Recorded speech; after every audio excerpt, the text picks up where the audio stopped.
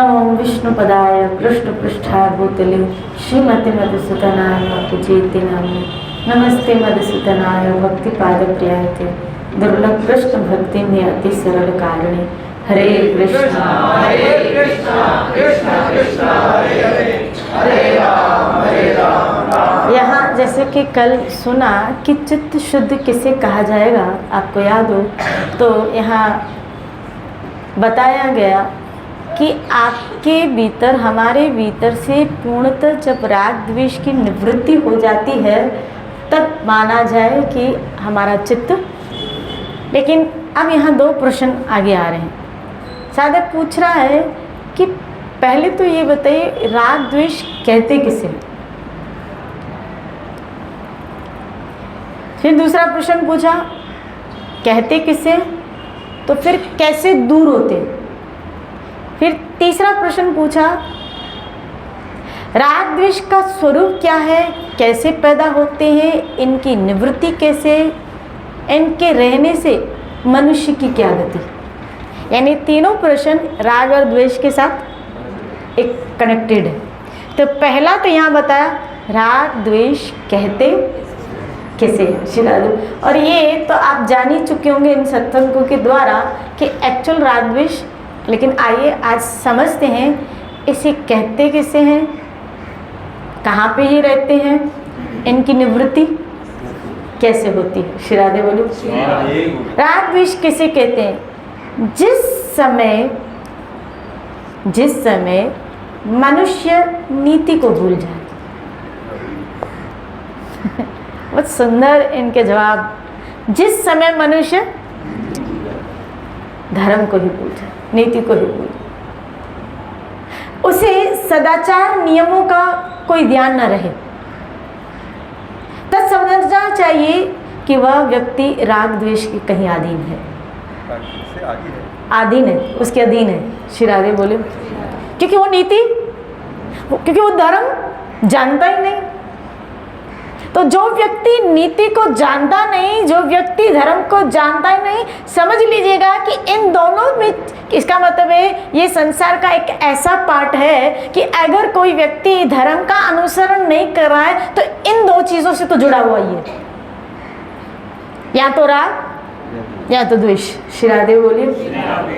और प्राय कलिकाल में अधिकतर मानव इसी में ही अटका हुआ है।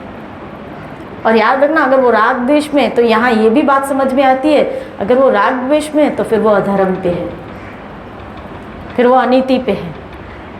शिरादेव बोले।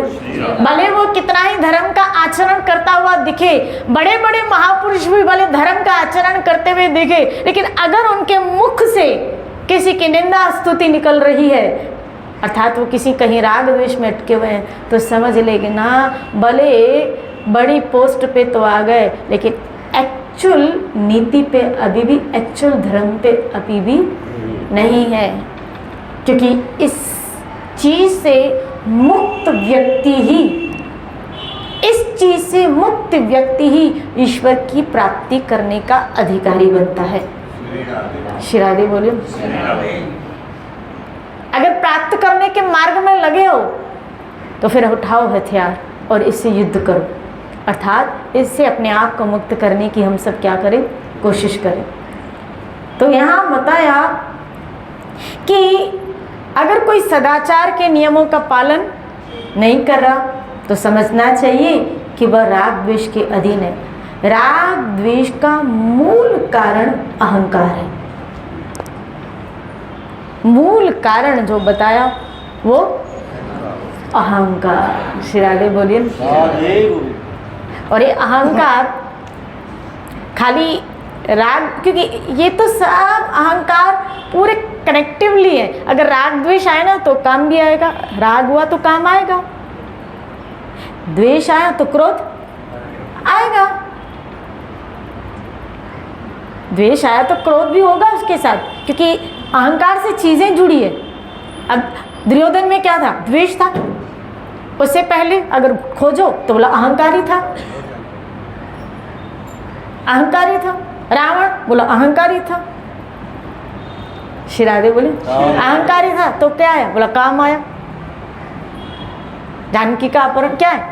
श्री राधे बोले। यानी अहंकारी व्यक्ति में राग द्वेष का होना एक स्वाभाविक बात है, वो चीज़ गड़ी रहेगी। और वो अगर चीज़ गड़ी रहे तो फिर काम, क्रोध, लोभ इसका आना भी एक स्वाभाविक बात। देखो काम है तो फिर लोभ भी होगा, क्योंकि उस कामना की पूर्ति के लिए कहीं ना कहीं तो लोभ आएगा ही आएगा।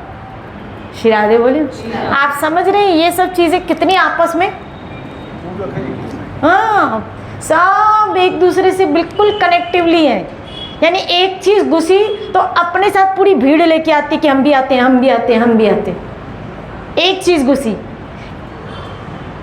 और यहाँ महाप्रभु चैतन्य ने हम सबको सिखाया तृणादपि, अपने आप को तिनके से भी अधिक जितना विनम्र बनोगे, जितना झुकोगे, जितना नम्र बनोगे, साधना में जितना नम्र बनेंगे उतना सिद्धि की अवस्थाओं को प्राप्त कर पाओगे, अपनी मंजिल तक जल्दी पहुंचोगे। यहाँ नम्र हुए बिना, अपने अहंकार को मारे बिना, अथचेत त्वम अहंकार, अगर तुमने अहंकार किया नश्रोषसि विनक्ष्यसि, तुम्हारा विनाश हो जाएगा। कृष्ण कह रहे भगवत गीता, तुम्हारा विनाश हो जाएगा अर्जुन अगर तुमने मेरी बातें नहीं मानी, अहंकार किया। अगर हम भी अहंकारवश अपने आचार्य, अपने संत जन, अपने गुरुजन, अपने बड़ों की बातें नहीं मानते खाली अहंकार के कारण, और ये विचार आता है क्या इनसे तो ज़्यादा मैं ही समझता हूँ, आपको तो कुछ पता ही नहीं है। कभी कभी हमारे बच्चे कहते आप रहने दो, आपको कुछ पता नहीं, आजकल क्या हो रहा है आपको कुछ पता नहीं। अरे जो हो चुका वो तो मुझे पता है, वो तो मुझे पता है, मैं उसे तो तुझे बचाना चाहता हूँ। जो हो रहा है चलो वो मुझे पता ना हो, लेकिन जो हो चुका है उसका तो मुझे पता है। और जो तुम कर रहे हो सकता है हमने ऐसी कई घटनाएं जीवन में किसी को ठोकर खाते देखी हो, इसलिए हम तुम्हें बचाना चाहते हैं। श्री राधे बोले। महापुरुषों की बातें, बड़ों की बातें, गुरुजनों की बातें याद रखना वो मानने की होती हैं। अगर वो मान लेना हम लोग तो हम बहुत बहुत बड़ी बड़ी आपदाओं से बचाते हैं। लेकिन अहंकार, अथचेत तत्वम अहंकार, ये अहंकार बात खाली ये नाक की है। लोग नाक का ऑपरेशन तो करा देते हैं, लेकिन इस नाक के छुपे अहंकार को मिटा नहीं पाते। श्रीराधे ऑपरेशन होता है ना इसका ऑपरेशन तो करा देते हैं, लेकिन इसके अंदर छुपा अहंकार को, बोला नाक का मामला कैसे का अहंकार नहीं मार पाता। श्रीराधे बोले। और जिसने अपने अहंकार को, यहाँ महाप्रभु ने एक ही, आप देखिए महापुरुष हमारे आचार्यगण, अगर आप उनके जीवन चरित्र को देखिए, अपने स्वाभिमान, अपने अहंकार को मारने के लिए क्या क्या उन्होंने किया। रघुनाथ दास गोस्वामी तो इतने बड़े कुल में उत्पन्न हुए, इतने बड़े कुल में उत्पन्न हुए, लेकिन सिंहद्वार पे खड़े होके भिक्षावृत्ति, और कैसे इकलौता लड़का, चाचा माँ बाप में भी इकलौता लड़का, न बहन है न आगे कोई भाई है,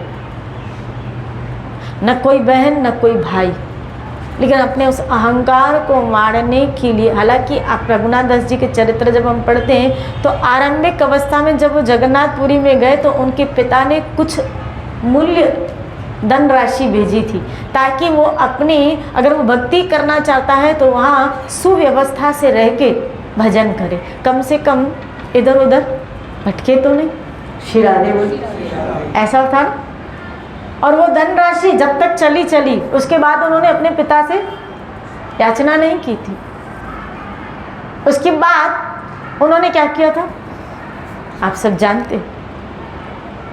और ऐसा वैराग्य, ऐसा वैराग्य कि वो सड़ा हुआ अन्न, जो बासी, जो गाय भी न खाए, जो पशु भी न खाए, उसको छांट के खाना, जिसके आगे 56 भोग लगे रहते थे, खाने की ऐसी ऐसी वस्तुएं जहाँ नौकर चाकर खड़े रहते थे। इतने नौकर चाकर होते थे कि जब वो निकले तो पहरेदारों से झूठ बोल के निकले थे। यानी उनकी अगवानी के लिए आगे पीछे आप समझो क्या, जैसे कोई राजा का बेटा हो, ऐसे ही था, राजा का पुत्र हो, ऐसी उसकी सेवा होती थी। श्री राधे बोले कितना उस बंदे ने अपने अहंकार को, हमें तो इन्हीं पदार्थों का तो अहंकार होता है, धन का अहंकार, जवानी, वो धनवान थे, जवान थे, खूबसूरत थे, विवाहित थे, बहुत टॉप मोस्ट इंटेलिजेंट थे, पुरोहितों में कि मतलब इनको बहुत बुद्धिशाली थे। तो आज की भाषा में यूँ कहो हाईली क्वालिफाइड, बहुत धनवान, जवान, सुंदर, वो सब चीज़ें इनमें थी, सब चीज़ें इनमें थी। लेकिन इन सब चीज़ों को त्याग के आखिर क्या ऐसी चीज़ उनको, देखो अहंकार छोड़ा तो भक्ति मिली, महाप्रभु मिले, भगवान मिला। अगर इन्हीं चीज़ों का अहंकार करते तो कभी भगवान न मिलते थे, कभी महाप्रभु न मिलते थे। श्री राधे बोली। जब चैतन्य चरितामृत के रचयिता कृष्णदास कविराज गोस्वामी महाराज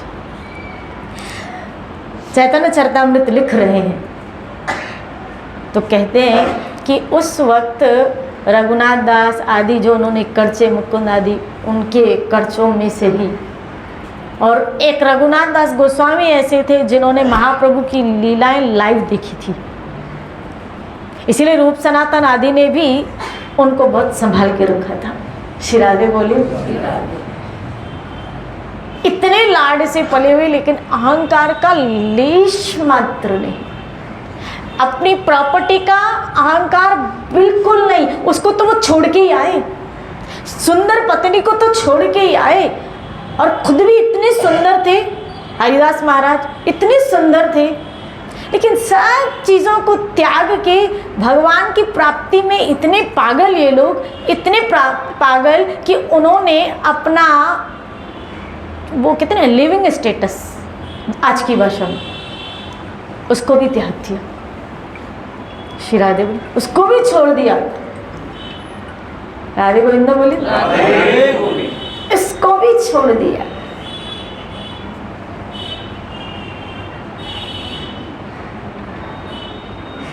तो राग द्वेष का मूल क्या है? अहंकार। अहंकार के आश्रिति ममता और परत्व की भावनाएं रहती है।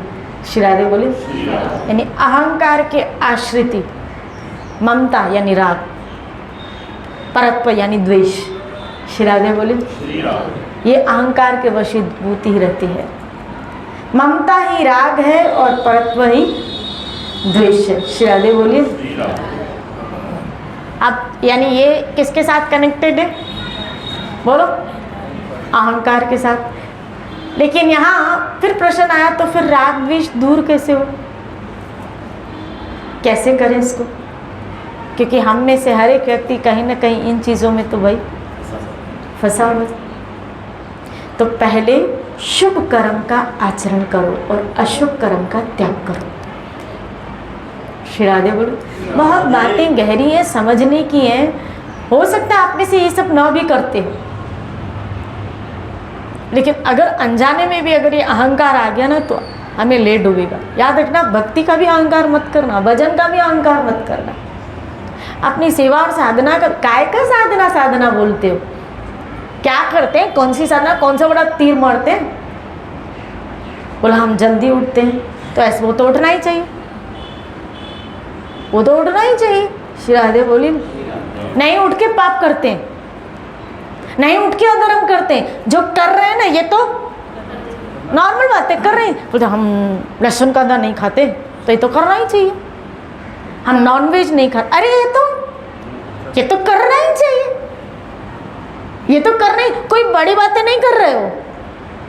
श्री राधे बोले, बड़ा योद्धा किसे कहा जाता है? ये तो छोटी मोटी चीज़ें हैं, ये छोटी मोटी चीज़ें। क्या आपने लहसुन कांदा छोड़ दिया? वो कहते हैं क्या हम धर्म वर्ण आश्रम धर्म के अनुसार भाई नीति से ये ऐसा ही जीवन जीना चाहिए भाई। ये जीवन जीने के लिए, धर्मपूर्वक जीवन जीने के लिए मनुष्य पशुओं के लिए नीति नहीं है। ये शास्त्र किसके लिए? मनुष्य के लिए। धर्म किसके लिए? मनुष्य के लिए। पशु के लिए थोड़ी है। उसके लिए तो भोग की नो लिमिट है, जितना भी भोगे, जितना भी भोगे उसके लिए नो। ये धर्म ग्रंथ जो शास्त्र बनाए गए वो हमारे लिए, मनुष्य के लिए बनाए। इसका मतलब है धर्म और नीतियाँ हमारे लिए है। श्री राधे बोल। अगर आप इसका आचरण नहीं करते हैं तो पाप करते हैं, और अगर कर रहे हैं तो ऐसा तो करना ही चाहिए। कभी कभी कई लोग देखो वो फलाना व्यक्ति नहीं कर रहा है फिर भी कितना आगे बढ़ रहा है, और हम करते हैं तो भी तो दुखी है। वो तो नहीं करता है फिर भी आगे बढ़ रहा है। श्री राधे बोले। हमने इतना पाप करते हैं, इतना झूठ बोलते हैं, हमारे सामने हमने देखा है, अनीति का आचरण करता है हमने देखा है, फिर भी वो आगे बढ़ रहे, पता नहीं उनको कहाँ से आता है। श्री राधे बोले। और हम इतना सच्चाई पे चलते हैं फिर भी हमारे साथ ऐसा क्यों होता है? क्यों होता है? कभी कभी कई लोग फिर हम क्यों चले, फिर तो हम उसी की कॉपी करें। ऐसे हम भी क्या बढ़ जाएंगे, आगे बढ़ जाएंगे। तुम्हें क्या पता वो आगे बढ़ रहा है कि पीछे हट रहा है? तुम्हें क्या पता? तुम्हें तो 4 दिन की बात याद नहीं रहती। हमें तो 4 दिन की बात याद नहीं रहती, 4 घंटे की कभी कभी बात याद नहीं रहती, 4 महीने की बात याद नहीं रहती, 4 बरस की बात याद नहीं। तो 4 जन्म की पहले कैसे याद रहेगी कि उसके पूर्व के सुकृतियां उसको सुख दे रही हैं। लेकिन जो अभी गलत कर रहा है तो दुष्कृतियां इकट्ठी कर रहा है, जो आगे भोगेगा। तुम सुकृतियों को देख नहीं पा रहे हो कि उसने बैक में जो सुकृतियां की थी कई जन्म। क्योंकि याद रखना, हमारे पास हो सकता है इस जन्म का लेखा जोखा हो, और वो भी आधा टूटा फूटा, वो भी याद नहीं रहता। लेकिन भगवान उसकी स्मृति में हर जन्म का, हर क्षण का स्टेटमेंट है। श्री राधे बोले। हर जन्म का, हर क्षण का, यहाँ तक कि हमने जितनी योनियां ले चुके हैं, आज हम जिस स्तर पे हैं, मनुष्य बने, लेकिन इससे बैक कितनी योनियों में क्या क्या किया हम भूल चुके हैं। हे अर्जुन, मुझे ये सब याद है। भगवत गीता। श्री राधे बोले। जो घटित हुआ, जो होने वाला है, जो हो चुका है, वो मुझे पता है। और वो भी हर जन्म का। हर जन्म का तो छोड़ो, हर माइक्रो।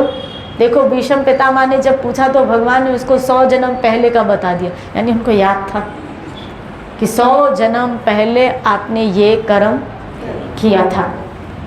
श्री राधे बोले। भगवान का ना मेमोरी पावर बहुत शार्प है, हमारी तरह नहीं है बुलक्कड़।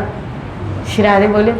हम तो किताब आज पढ़े, अरे आज क्या अभी सत्संग सुनिए और घर जाओगे तो क्या। श्री राधे बोले। बोला हम सफाई के बहुत पसंद लोग हैं, सत्संग भी साफ कर देते हैं, हमें सफाई अच्छी लगती है। श्री राधे बोले। जहाँ सफाई रखनी चाहिए वो रखते नहीं, जहाँ। ये तो ऐसी बातें हैं, याद रखोगे तो जीवन धन्य हो जाए। बोलो ना श्री राधे। तो यहाँ राग द्वेष कैसे दूर हुआ जाए, पहले तो शुभ कर्मों में आओ, और अशुभ कर्मों का, यानी आपको हाँ और ना का पता होना चाहिए, क्या करना है क्या नहीं। ये जब संतों के, गुरुजनों के संग में आओगे तो पता चलेगा कौन सी चीज़ें करने की हैं, कौन सी चीज़ें। और याद रखना, जो चीज़ें करने की है पहले तो अपने साथ ये संकल्पबद्ध हो जाओ, जो करने की है वो तो मुझे करनी ही है। सत्संग आना है, करनी है तो मुझे करनी है, माला करनी है तो मुझे करनी है, दर्शन करने हैं तो मुझे करने हैं, भगवान का प्रसाद खाना है तो मुझे वही प्रसाद खाना है। जो करनी है उसके लिए अपने आप के साथ बंध जाओ, अपने मन को उस चीज़ में बांधो कि ये मुझे करनी है। अब यहाँ है अशुभ कर्मों का त्याग, जो नहीं करने की। शास्त्र गुरु जिस चीज़ को मना करें उसको क्या करो, अपने जीवन से उसको काटना है कि ये नहीं करनी तो मतलब मेरे गुरु ने कहा ये चीज़ मुझे नहीं करनी तो मतलब नहीं करना। अब उसके लिए मन कितना ही हाँ करे, कितना ही प्रलोभन दे, कितना ही ललचाए, कितना ही मुझे कामनाओं के कारण हमें उलझाए कि नहीं मैं इसके बिना नहीं रह सकती, मैं इसके बिना नहीं रह सकता, वो कहता है तो भाड़ में जाए, लेकिन मुझे तो ये श्री राधे बोले मन कहता है करना है, लेकिन मेरे गुरु शास्त्र कहते नहीं करना है, तो वहाँ मन की बात नहीं माननी है, वहाँ शास्त्र और गुरुजनों की बात माननी है। श्री राधे बोले कि ये इसलिए हाँ और ना, हाँ और क्या करना है क्या नहीं करना है। श्री राधे इस मामले में हमारी बुद्धि बहुत क्लियर हो, किसको पाप कहते हैं, किसको पुण्य, किसको धर्म कहते हैं, किसको, जैसे अर्जुन पहले ही अध्याय में आया और कह रहा है क्या कि उलटकर इनको बाण चलाऊंगा मुझे पाप लगेगा। सामने कौन है, गुरुजन, पौत्रगण, मेरे साले, मेरे रिलेटिव्स, उनके नाम ले रहा है कि इनके बाण चलाऊंगा तो क्या, अब उसकी बुद्धि उस वक्त क्या कह रही है, वो धर्म में क्या इनको बाण नहीं चलाना चाहिए, लेकिन कृष्ण के अनुसार धर्म क्या है कि उनके ऊपर बाण चलाओ। इसी तरह हो सकता है क्योंकि वहां ममतव्य बुद्धि है, कर्तव्य बुद्धि नहीं थी। ममतव्य बुद्धि जब हमारे चित्त में आ जाती है तो वो हमारे फेवर का ही डिसीजन आगे रखती है, वो तब निर्णय नहीं ले पाती है, वो तब निर्णय नहीं ले पाती है। श्री राधे बोलिए क्या करना चाहिए क्या नहीं करना चाहिए। ममतव्य बुद्धि जब तक बनी रहेगी तब तक वो मन उसके फेवर के अकॉर्डिंग ही डिसीजन लेगा और उसी को ही हम सच मानेंगे। श्री राधे बोलिए। इसीलिए इस मामले में आपको संतों का और शास्त्रों का सहारा लेना चाहिए। अर्जुन ने आगे कहा मैं कंफ्यूज हूँ, मैं निर्णय नहीं ले पा रहा हूँ, मेरी बुद्धि भ्रमित हो रही है, तो अब मैं आपको गुरु बना रहा हूँ, आप मुझे उपदेश दीजिए, क्योंकि मेरी बुद्धि निर्णय नहीं कर पा रही है कि मुझे क्या नहीं करना है ना। श्री राधे बोले और भगवान फिर निर्णय देते और फिर अंत में अर्जुन कह रहा है नष्टो मोह स्मृति लब्धा, अब मेरा मोह, अब मुझे समझ में आ गया कि अब आप जो कहेंगे मुझे वो करना है। पहले मैं मंतव्य बुद्धि से इसको धर्म समझ रहा था, लेकिन अब कर्तव्य बुद्धि से क्या धर्म है अब मुझे बात समझ में आ रही है। श्री राधे बोले किसका त्याग करना चाहिए किसका नहीं, किसको छोड़ना चाहिए किसको नहीं, क्या अपनाना चाहिए क्या नहीं। याद रखना मन को जो अच्छा लगता है वो अपने फेवर में डिसीजन लेता है और उसी को वो धर्म डिक्लेयर करता है। और कितने तर्क उस वक्त मन पेश करता है कि ऐसा लगता है जो मन कह रहा है बिल्कुल सही है।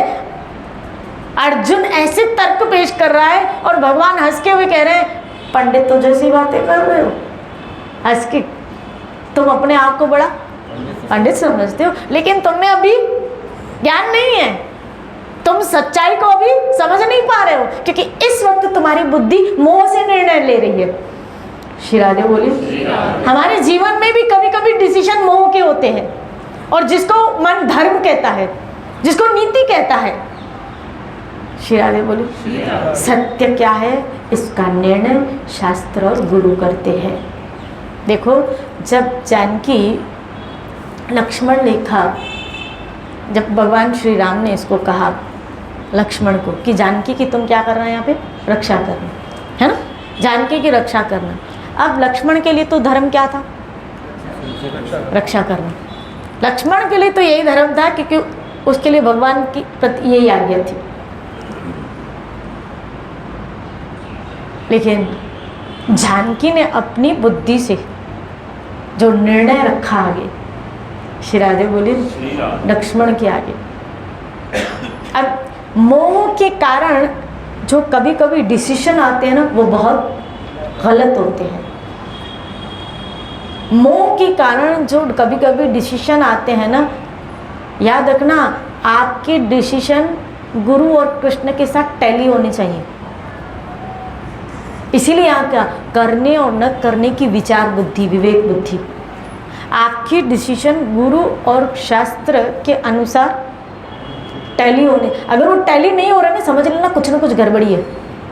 ये मन की पूरी चाल है। श्री राधे बोली, मन की कोरी पूरी चाल है जो मुझे अटकाना चाहता है, धर्म की आड़ लेके मुझे सत्य से गिराना चाहता है।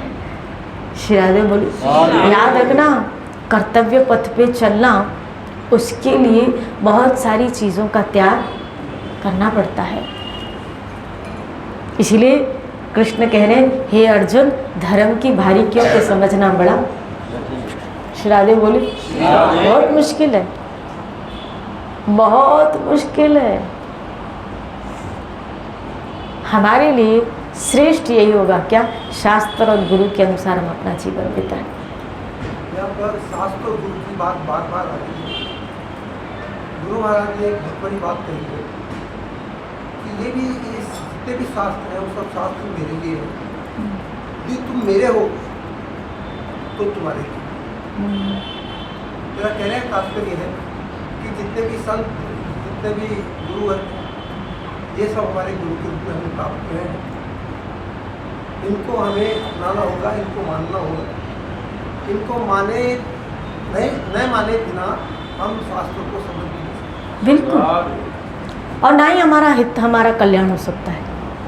आप गुरुजनों को, संतों को अवॉइड करके ये सोचो कि अपनी बुद्धि के अनुसार ईश्वर की प्राप्ति करें, वहाँ हमारा पतन सुनिश्चित है, सुनिश्चित है, सुनिश्चित। और यही सबसे बड़ा माया का क्या होता है, आक्रमण, गिराने के लिए। श्री राधे बोले, इसीलिए ध्यान रखिए इस चीज़ को, क्या कि शुभ कर्म एक्सेप्ट, अशुभ कर्म त्याग। लेकिन शुभ कर्म कहते किसको हैं और अशुभ कर्म कहते, अब प्रश्न यहाँ भी आता है कि किसे शुभ कर्म कहें और किसे अशुभ कर्म कहें। श्री राधे बोले, शुभ जो आपका मंगल करे, आपका भला करे, अशुभ जो आपका अहित करे, आपका अमंगल करे, आपको बर्बादी की तरफ लेके जाए। हर वो कामना जो मन के अकॉर्डिंग भोगी जाए वो भले की नहीं होती है। हर वो कर्म, इसीलिए श्रील प्रभुपाद ने, कल में एक शास्त्र पढ़ते, श्रील प्रभुपाद एक जगह लिखते हैं कि माया कहेंगे किसको, कहाँ रहती है, तो कहते हैं क्या, हर वो जगह, हर वो चीज़ जहाँ से कृष्ण हट जाए वो माया है। उन्होंने एक ऐसे डिफाइन कर दिया, हर वो चीज़, हर वो जगह, हर वो व्यक्ति जहाँ से कृष्ण हट जाए वो सब की सब माया है, सब की सब माया। अगर किसी के जीवन में आने से, आपके जीवन में आने से, किसी वस्तु के आपके जीवन में आने से अगर मोहन हट रहा है तो समझ लेना माया ही इसको हटाने के लिए आई है। यानी माया आई है तो मोहन, लेकिन जहाँ मोहन आता है वहाँ माया रुक नहीं पाती है। श्री राधे बोले, इसको डिफाइन किया गया। अब आपको निर्णय करना कि इस व्यक्ति जो मेरे नज़दीक आया, अगर कृष्ण भावना मेरे जीवन से हट रही है तो इसका मतलब ये कौन है, माया है, वो माया है। श्री राधे बोले, हमारे लिए शुभ कर्म वही है जो मुझे कृष्ण के साथ जोड़े, अशुभ कर्म वही है जो मेरा नाता कृष्ण से तोड़े। मेरे लिए शुभ कर्म यही है, क्या, शुभ एक्टिविटीज वही है, शुभ व्यक्ति वही है जो मेरा नाता कृष्ण से जोड़े। हर वो चीज, हर वो क्रिया, हर वो व्यक्ति, हर वो स्थान हमारे लिए शुभ है जो हमारा नाता गोविंद से जोड़ता है, बस। और जो मुझे गोविंद से दूर करे, याद रखना, उससे बढ़कर श्रापित। अरे परीक्षित के लिए तो श्राप भी वरदान हो गया, शुभ कर्म हो गया, क्योंकि उससे उसको सुखदेव गोस्वामी की प्राप्ति हुई, कृष्ण भक्त की प्राप्ति हुई। श्री राधे बोली, वो मौत भी वरदान बन जाती है, वो श्राप भी वरदान बन जाए अगर कृष्ण के नजदीक चला जाए व्यक्ति। तो पोदार जी एक जगह लिखते हैं क्या कि वो जेल भी, आपको पता है ना, पोदार जी ने एक शास्त्र जेल में लिखा, प्रेम दर्शन, श्री राधे, तो वो जेल भी उनके लिए वरदान बन गया, कृष्ण चिंतन का कारण बन गया। तो हर वो जगह, अगर बंगले में आप भगवान को भूल रहे हैं तो समझ लेना माया है, लेकिन अगर झोपड़ी में गोविंद याद आ रहा है तो समझ लेना ये मेरे लिए वरदान है। हर वो व्यक्ति, हर वो स्थान, हर वो चीज़, हर वो वस्तु अगर आपको कृष्ण से दूर कर रही है तो सावधान हो जाइए, ये माया का रूप लेके आई है जो आपकी चेतना को, आपके चिंतन को श्री कृष्ण से दूर कर रही है। श्री राधे बोली। और अगर मुझे कोई व्यक्ति, वस्तु ये कृष्ण से दूर कर रहा है तो फिर अब मेरे लिए गुरु की आज्ञा है क्या, उस चीज़ का, उस वस्तु का, उस स्थान का मुझे त्याग दो। ये है आपका कृष्ण के प्रति एक अनुरूपति का पहला स्टेप, जो रूप गोस्वामी ने कहा आनुकूल्य प्रतिकूलम वर्जनम, अनुकूल्य अनुशीलनम। श्री राधे बोली। हर वो अनुकूल स्थिति जो कृष्ण की तरफ तुम्हें लेके जा रही है उसको स्वीकार करो, और हर वो प्रतिकूल, उसको प्रतिकूलता को उसको त्यागते चलो जो तुम्हें कृष्ण से दूर कर रही है। अब वो देख लो, वो आप सब अपनी अपनी जिंदगी में वो सब देख लेना, कौन से वो व्यक्ति हैं, कौन सी वो वस्तुएं हैं, और कौन से वो स्थान है, कौन से वो खाद्य पदार्थ है। याद रखना, सब चीज़ें माना रखती है भक्ति मार्ग में, सब चीज़ें माना रखती हैं भक्ति मार्ग में। ये ऐसा नहीं है, कबीर ने कहा भक्ति दुहली राम की जो खांडा किया, ये तलवार में चलने का काम है भाई। डगा तो कटी मारा, निश्चल हुआ तो हो गया पार। श्री राधे बोलो। जैसे नहीं, वो आप देखते हो एक बच्चा रस्सी पे क्या करता है, हम चलते हैं ऐसे रस्सी पे, लेकिन अगर डगा तो गिरा, अगर तो गिरा, और कई बार तो वो लोग गिरते भी हैं। श्री राधे बोलो।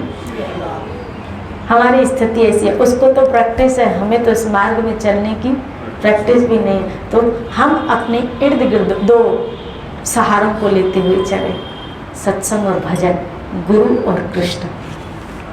ये दो सहारे ऐसे, यहाँ से गिरे बोला यहाँ चल, यहाँ से गिरे बोला चल, डगा तो कटी मारा, लेकिन दो सहारे ऐसे लेके चलो जो आपको आपकी मंजिल तक पहुँचा दे। खूब भजन करो, अपने जीवन को धन्य करो। कल इसी चर्चा को लेते हुए चलेंगे। जय जय।